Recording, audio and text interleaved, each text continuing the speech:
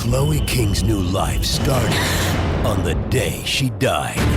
Every summer for the past few years, ABC Family has made a mark with shows aimed at teenagers. See you at home. In 2008, they had a real hit in The Secret Life of the American Teenager about a high school girl who becomes pregnant by a boy at band camp.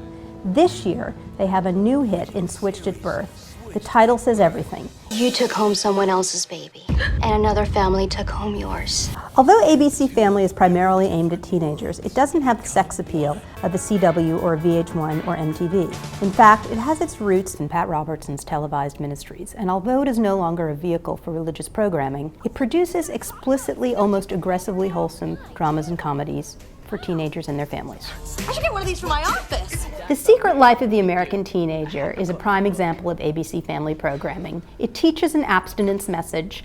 Teenage sex almost always seems to result in pregnancy or some other kind of disaster. But the show portrays its message against a backdrop of unconventional families. Single moms and dads abound.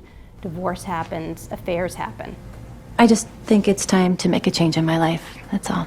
Secret Life of the American Teenager explores family life at the peripheries. Switched at Birth, the network's latest series, explores it more centrally. I'm sorry. I wanted to be okay with it. I'm trying, but I'm just not. I mean, I wouldn't let my other kids go on a motorcycle, and I can't. Not your kid. She's mine. Switched at Birth explores two very different families living on opposite sides of the tracks in Kansas City. Class is a big component in teenage identity, and in a sense what's most interesting about Switched at Birth is the way it examines the economic disparities between the two families. Not merely the disparities, but the way each reacts to the other. Why do you hate them so much? Is it because they have more money? Is it because she's always so chipper? What's so terrible about them? They're arrogant and entitled. Adults who watch these series often do so with a certain degree of eye-rolling. The messages seem to come at you with an anvil. It is amazing that teenagers don't share this reaction, given that we assume they speak in the language of irony.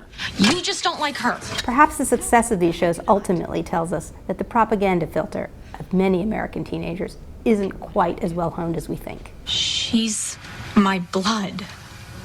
I'm linked to her in a million different ways that I don't even understand yet. So if you hate her, maybe you kind of hate me too. Honey, that's not what I meant.